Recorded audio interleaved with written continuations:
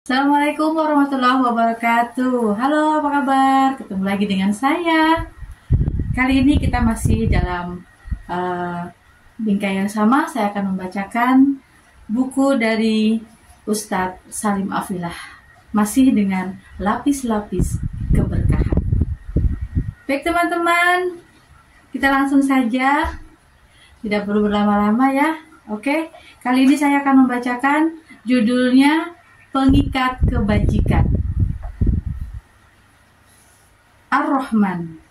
Nama Allah yang indah ini menggambarkan keluasan kasih yang tiada pilih, kelapangan sayang yang tiada terbilang, kemerataan cinta yang tiada tara, berbilang kebaikan yang tak terhingga, dan berlimpah karunia yang takkan sanggup manusia menghitungnya.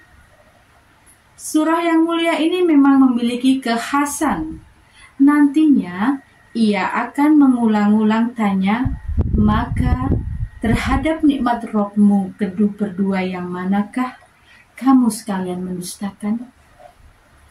Nikmat terbesar Allah yang Allah sebut-sebut pertama sesudah namanya yang mulia adalah mengajarkan Al-Quran.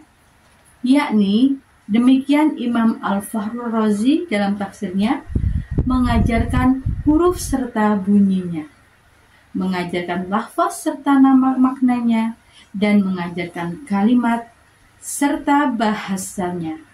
Dengan itulah Al-Quran mudah dipahami oleh hambanya. Inilah rahmat Allah yang terbesar, ujar Imam Ibnu Katsir dalam tafsirnya. Sebab Al-Quran mengandung segala kebajikan dan mencegah semua kejelekan. Setelah itu, Allah sampaikan bahwa Dia mencipta manusia. Sungguh, manusia adalah makhluk Allah paling sempurna dan tinggi derajatnya.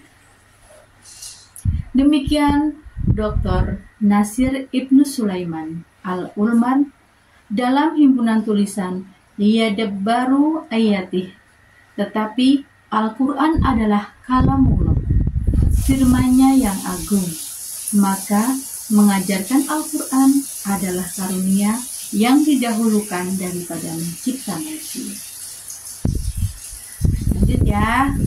Kemudian dinyatakan bahwa karunia terdahsyat setelah manusia tercipta adalah Dia ajari manusia itu al-bayan.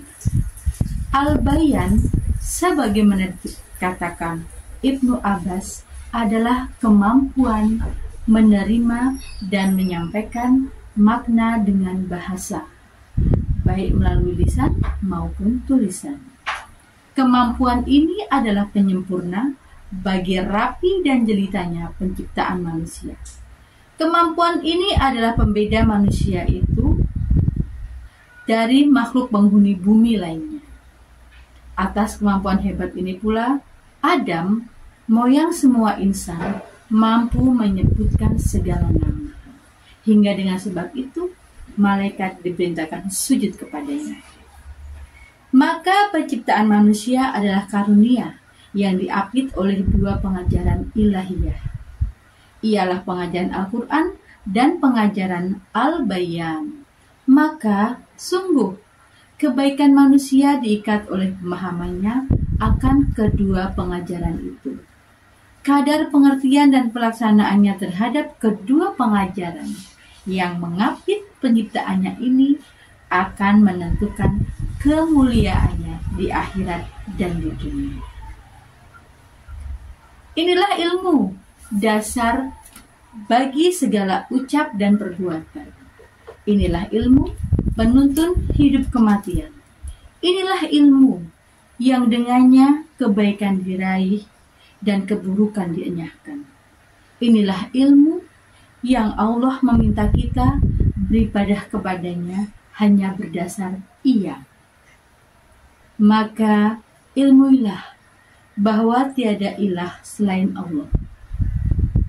Quran Surat Muhammad ayat 19. Allah tidak memerintahkan, yakinilah bahwa tiada ilah selain Allah. Allah tidak memerintahkan, percayai saja bahwa tiada ilah selain Allah. Dia yang maha mendengar, lagi maha mengetahui, mengamanatkan, maka ilmuilah.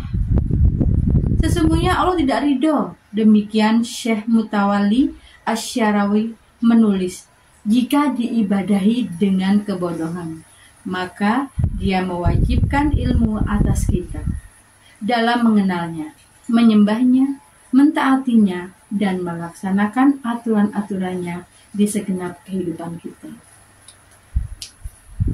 Jadi di sini ditunjukkan bahwa Ustadz Salim Afillah akan memberitahu kepada kita betapa tingginya ilmu, arti ilmu dalam Islam. Karena di situ tertulis bahwa nikmat setelah mengimani adalah mengilmui. Jadi betapa pentingnya ketika kita beribadah, kita mengetahui ilmunya, sehingga bobot atau pahala kita akan semakin besar di hadapan Allah. Lanjut ya. Tidak bisa tidak bagi tiap yang beriman untuk mengikat keyakinannya dengan ilmu. Sebab sebuah rasa percaya, bahkan pun jika disandarkan kepada mukjizat yang membelalakan mata, tanpa ilmu akan mudah runtuh di perjalanannya. Sebab sebuah iktikad, betapapun bersama seorang yang terbimbing langit, akan mudah goyah jika tak didasari kokohnya pengetahuan. Lihatlah sejenak pada kaum yang menyejarah itu, Bani Israel. Mereka menyaksikan dengan kepala mereka sendiri ketika Musa mengalahkan para tukang sihir. Tongkatnya menjadi ular dan tangannya memancar gemerlapan. Mereka mengalami dengan penuh kesadaran dikala lautan terbelah, lalu berjalan dengan kaki kering di antara gunung air, dan Fir'aun ditenggelamkan. Mereka juga menikmati dengan penuh kelezatan mana dan salwa yang jadi hidangan tanpa usaha, tanpa kepayahan pula. Tetapi melihat patung sapi buatan Samiri yang terbuat dari emas dan bisa berbicara, serentak mereka kufur kembali. Subhanallah. Betapa berharga ilmu bagi iman. Ialah asasnya, ialah penopangnya, ialah penaungnya, dan ialah pengikat bagi semua kebaikan. Betul sekali ya teman-teman, bahwa ilmu itu sungguh luar biasa. Allah meninggikan derajat bagi orang-orang yang berilmu. Lanjut ya. Berkah seumpama manisan yang dibuat dari buah yang dihasilkan pohon iman. Ia adalah saripati yang legit, harum dan lembut dari tanaman yang berakar, tumbuh dan mekar di hati seorang mukmin. Maka sebagaimana iman, berkah sangat berhajat pada ilmu. Jika berkah adalah makanan, maka ilmu adalah gizi yang menentukan manfaatnya bagi badan. Jika berkah adalah kendaraan, maka ilmu adalah pemandu yang menjamin safarnya sampai ke tujuan. Jika berkah adalah burung yang sukar ditangkap dan amat pandai meloloskan diri, maka ilmulah pengikatnya yang paling dapat dipegang. Terbagi hamba-hamba Allah menjadi 4 golongan. Demikian sabda sang Nabi yang dibawakan Imam Ahmad dan At-Tirmizi. Yang pertama, lanjut beliau Shallallahu Alaihi Wasallam, adalah hamba yang dilimpahi karunia ilmu dan anugerah harta. Lalu dia bertakwa pada Allah dengan ilmunya dan memperbuat hartanya di jalan kebajikan hingga manfaat bertebar luas. Dan sebaik-baik hamba. Adapun yang kedua adalah hamba yang dilimpahi karunia ilmu tapi tak diluhuri anugerah harta. Lalu dia bertakwa pada Allah dengan ilmunya dan berbuat sejauh kemampuannya sembari merintihkan doa. Ya Allah, jika kau limpahi aku anugerah harta seperti saudaraku, si hamba pertama, maka aku akan berbuatnya di jalan kebajikan sebagaimana dia. Kedua hamba ini, demikian Rasulullah menyimpul kabar gembira, pahalanya sama. Sedangkan yang ketiga, sambung Al-Mustafa, adalah hamba yang dilimpahi anugerah harta, tapi dia tiada karunia ilmu baginya. Maka dia tidak bertakwa dan mempergunakan hartanya di jalan sia-sia serta perbuatan dosa. Jadilah dia seburuk-buruk hamba. Terakhir adalah yang keempat, yakni hamba yang tiada baginya limpahan karunia ilmu maupun anugerah harta. Tetapi setiap saat dia menggumamkan harap, ya Allah, seandainya kau limpahi aku anugerah harta seperti temanku si hamba ketiga, maka aku pun akan memperbuat maksiat sebagaimana dia. Kedua hamba ini, demikian Rasulullah mengabarkan peringatannya, timbangannya sama. Di lapis-lapis keberkahan, ilmu adalah pengikat kebajikan. Di mana ilmu hadir, segala hal menjelma menjadi berkah yang mengalir. Ketika ilmu hadir, maka hati berjuang meraih takwa. Ruh, pikiran, dan seluruh anggota badan dikerahkan untuk merajutnya dari benang-benang kesohihan.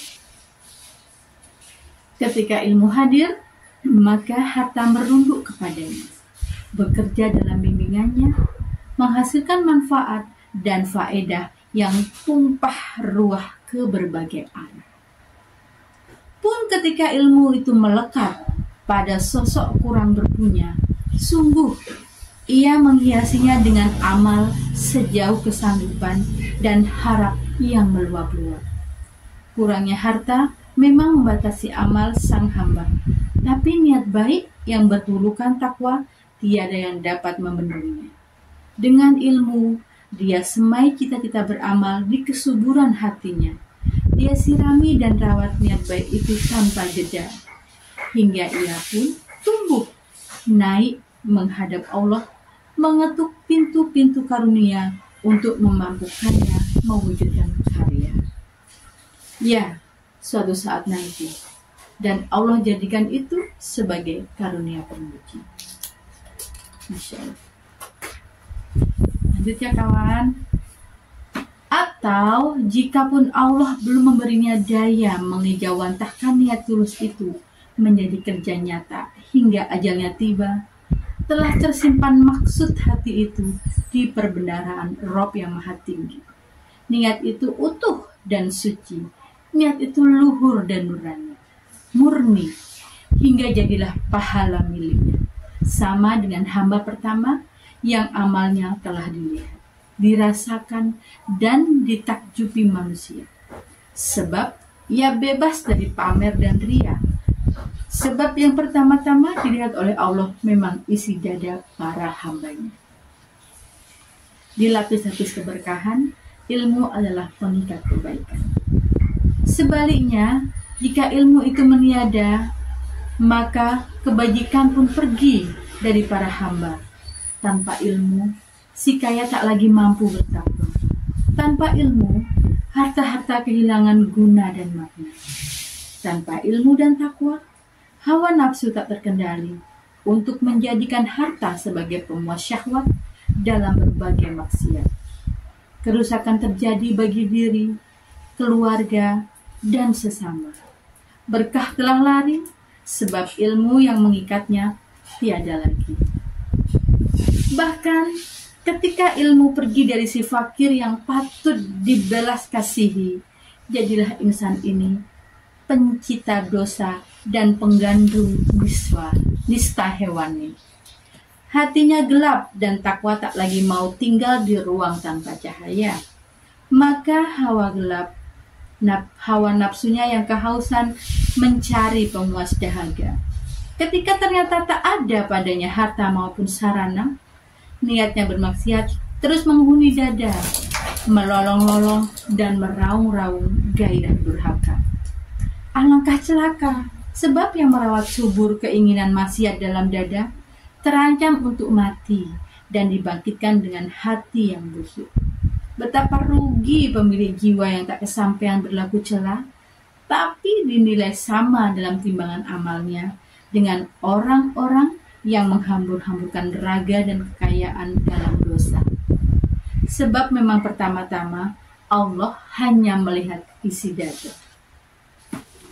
Masya Allah, betapa ketika seseorang hamba diberi ilmu, diberi harta, ternyata ada 4 kejadian. Yang pertama, berilmu dan berharta, maka orang itu akan menjalankan hartanya di jalan kebaikan, di jalan Allah. Ketika seseorang diberi ilmu tetapi tidak berharta, maka dia akan berharap ketika Allah memberikan harta, maka dia akan menjalankan ilmunya, akan menjalankan hartanya di jalan Allah, seperti orang yang pertama. Kemudian ketika hamba tanpa diberi ilmu tapi diberi harta, maka dia akan menjalankan hartanya ini untuk hal yang maksiat. Yang terakhir adalah hamba yang tidak diberi ilmu dan tidak diberi harta, tetapi kemampuannya untuk bermaksiat sungguh luar biasa. Kedua, hamba yang terakhir ini timbangannya sama. Jadi orang-orang yang dua di bawah ini termasuk orang-orang yang merugi. Nah, jangan sampai ya kawan-kawan. Mari kita menjaga ilmu kita. Mari kita selalu menjaga keluarga kita dari hal-hal yang tidak kita inginkan, dari hal maksiat, sehingga kita dan keluarga bisa bersama-sama hingga ke jannahnya bersama-sama. Dan sampai di sini dulu apa yang saya sampaikan. Bagi yang ingin bertanya-tanya atau mau berkomentar, silakan komen di bawah. Terima kasih. Insya Allah kita akan bertemu di kesempatan yang lain. Wassalamualaikum warahmatullahi wabarakatuh. Salam.